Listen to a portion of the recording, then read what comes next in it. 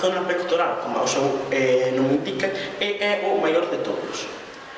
Ten a súa orixe en pectoralis major, que era como se dicía en latín.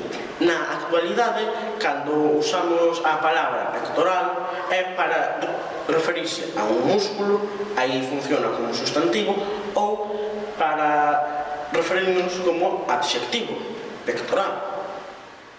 Neste caso, o pectoral maior, a palabra pectoral, úsase como un substantivo.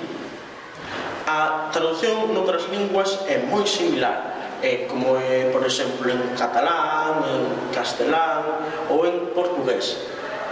Mentres que en francés e en inglés adoitase a usar a palabra pectoralis maior, que era a súa denominación en latín, porque se considera máis culto. O pectoral maior non ten nin sinónimos, nin antónimos, nin se realizan frases feitas na actualidade.